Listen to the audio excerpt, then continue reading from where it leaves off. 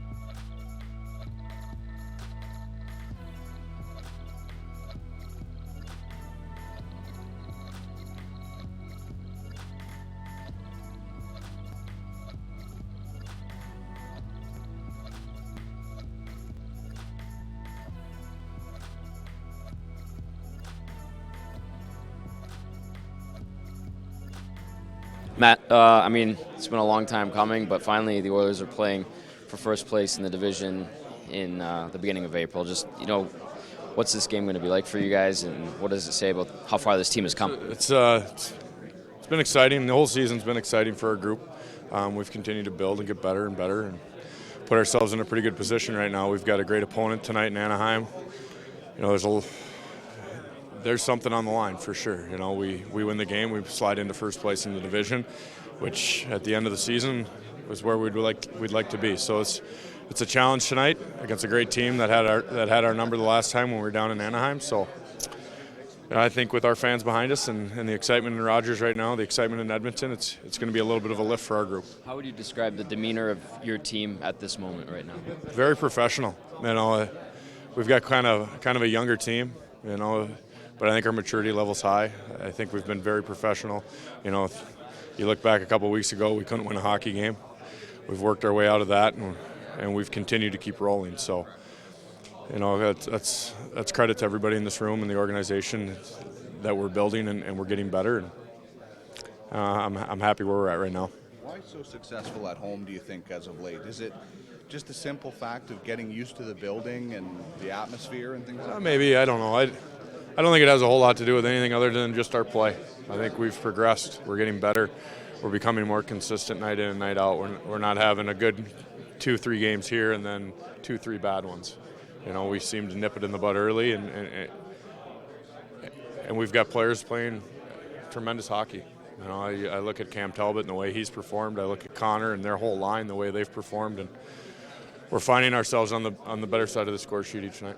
Todd's coaching his 700th game tonight, I guess. What has he brought since he's come here, and he's played for a couple of coaches here now? Yeah, he's brought a tremendous amount of direction for our club, patience for our club, and commitment. When I say this, I don't just talk about Todd, I talk about the whole coaching staff. They're committed to making everyone in here better. They're committed to making this organization, bringing it back to the top where it belongs.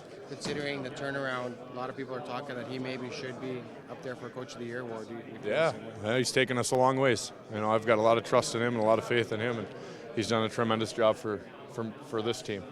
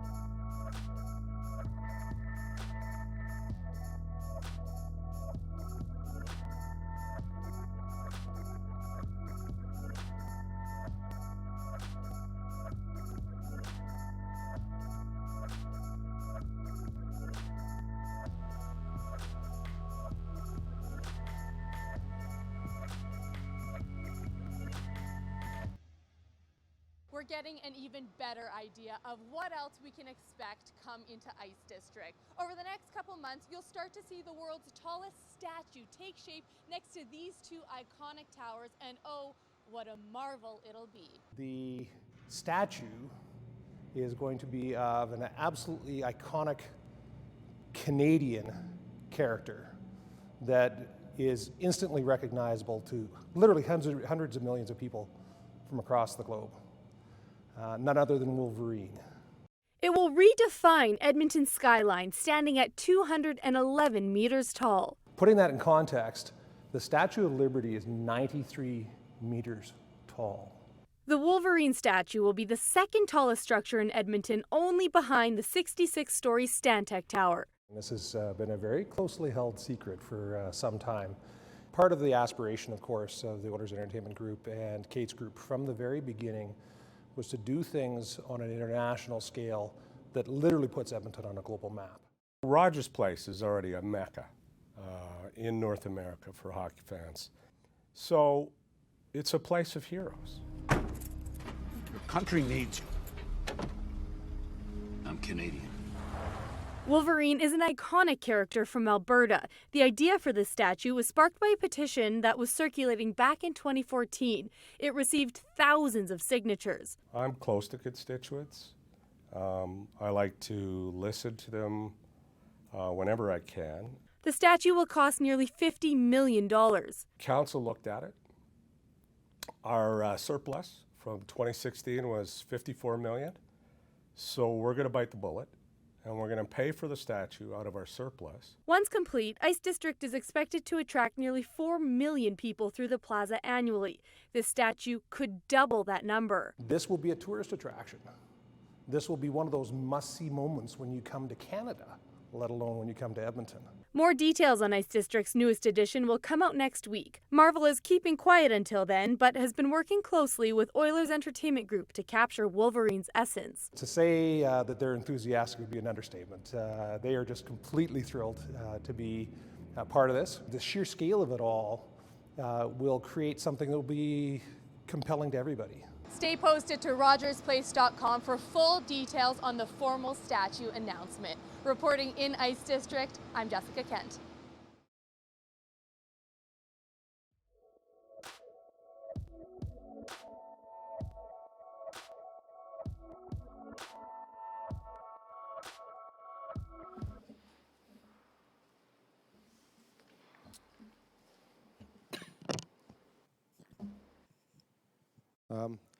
First off, Todd, just congratulations on coaching your 700th game today. What does it feel, that milestone, and I guess what's it been like, the trip? It feels old, but it's it's not that significant of a milestone really when you look at some of the long-term coaches that are up in the thousands or 1200s, and there's a number of them that are in the league. So I've got a long way to go, but been lucky enough to be in a great league around a lot of really good people, and I'm appreciative of that. Todd, who were, just to further down that path for you personally, who were some of the influences that you had early in your career that helped maybe map out the path for you and gave you some guidance? Yeah, there were a lot of, sounds like a eulogy. Jesus. Yeah, like this is, no, but there were people that took a chance on a young coach in my situation. I go all the way back to North Battleford and Swift Current. I was a young coach, inexperienced, and there were people that stepped up. Bob Shepard in North Battleford, Doug Mosier in Swift Current, Doug Risebrough putting me in the Wild organization, Doug Wilson taking a chance on a young coach in San Jose. So there were people that for some reason believed in me as a young coach, and those were the breaks that I needed. Yet I think you got to take advantage of them. You got to surround yourself with good people, and we play Anaheim tonight. So what do you want to know about them? Yes. Often when you play Anaheim, Kessler gets matched up against McDavid fairly regularly. Can you maybe just talk about the other matchup in that Nugent Hopkins sees a lot of Getzlaf's line, what you've seen from that matchup this year, how Ryan normally does, and the challenges of that matchup? Well, they are, first of all, Anaheim starts well on the circle, so that's a big challenge regardless of who's matching up against them. And obviously possession's real important, so we've got to find a way to have our 4, 5, 6 centermen come up with pucks more than they maybe have in the past. Both of those centermen, along with Vermette, have a ton of experience. They understand situations, momentum, that type of stuff. So they're very good in that situation. Nuge's line with Jordan and Luch have played pretty good games for us since they've been put together back in Florida a good month and a half ago. And they've accepted that role. And what it's done is it's taken a little bit of focus off of their scoring exploits, if you will. And Ebbs has played better defensively, in my opinion. Become a more rounded player, Nuge as well. But we still need them to hit the score sheet as we move forward. It can't be 1 line, 2 lines, 3 lines. It has to be all 4. Your home ice record has improved dramatically in the last little while. Did it take a while to get used to the building? Well, I think I would say yes, first of all, to answer your question. It took a while for everybody to adjust to the building, the players, the fans, it's a major change, and it did take us a while. We had that initial stand at home where we were, we actually played fairly well and put some points in the bank. After that, our schedule was heavily skewed to road games. We'd often go for 3, come back for 1, go for 4 and come back for 2. It seemed like one long road trip, and it's hard to reestablish momentum at home.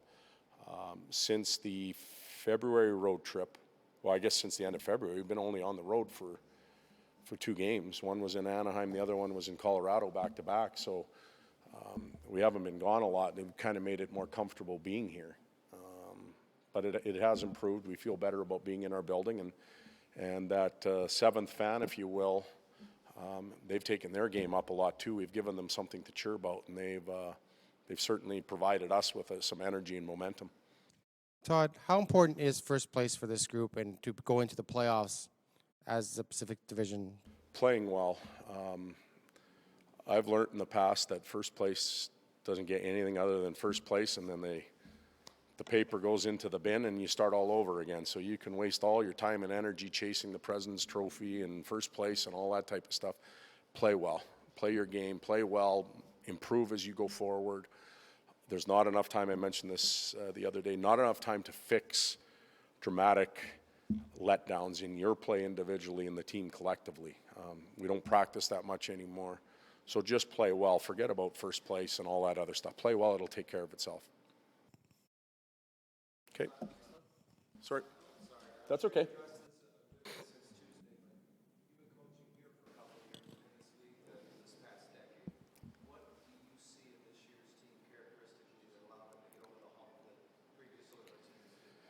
Well, I think we're constructed differently. That's obvious right off the bat.